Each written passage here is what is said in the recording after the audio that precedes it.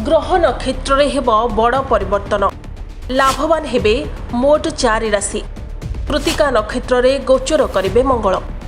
ज्योतिष शास्त्र अनुसार मंगल एवं सूर्य उभय शक्ति और साहसर प्रतीक।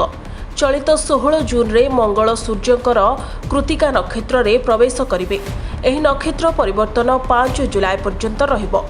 एही समय मध्यरे मेष, सिंह, बिछा एवं मीन राशि रे जन्मित व्यक्ति माने सेमानक क्यारियर एवं आर्थिक परिस्थिति रे सकारात्मक परिवर्तन अनुभव करि पारंती। तेबे चलंतु जानिबा एही गोचर कोन प्रभाव पकाइबो। प्रथमे जानिबा मेष राशिक विषय रे। आपणको चाकरी रे पदोन्नति किंबा नुआ दायित्व मिलि पारे। आपण जेकोसी काम हाथ को नेबे ताहाकु संपूर्ण कठिन परिश्रम एवं आत्मविश्वास सहित समाप्त करिवे। व्यवसाय रे मध्य लाभ हेबे। व्यवसाय रे मध्य लाभ हेबो। एहा परि जानिबा सिंह राशिक विषय रे। एही समय रे आपणको कामर प्रशंसा करा जिवो। ऑफिस रे आपणको सम्मान वृद्धि पाइबो एवं आपणको बॉस किंबा वरिष्ठ आपणको उपरे खुशी हेबे। दीर्घ समय धरी पड़ी रहितबा जेकोसी काम समाप्त होई पारे। एबे जानिबा बिछा राशिक विषय रे। आपणकर अटकी रहितबा काम एबे संपूर्ण हेबो।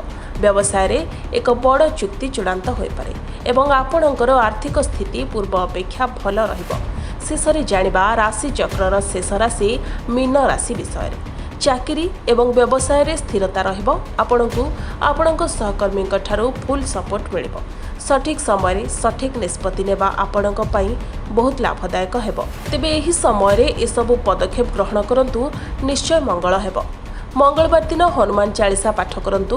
गरीब लोकों को लाल लंका गुड़ किंबा कोनोसी तंबा जिनिस दान करंतु। आपणक स्वास्थ्यर सठिक भाव में जत्न नियंतु। ब्यूरो रिपोर्ट प्रभाव न्यूज।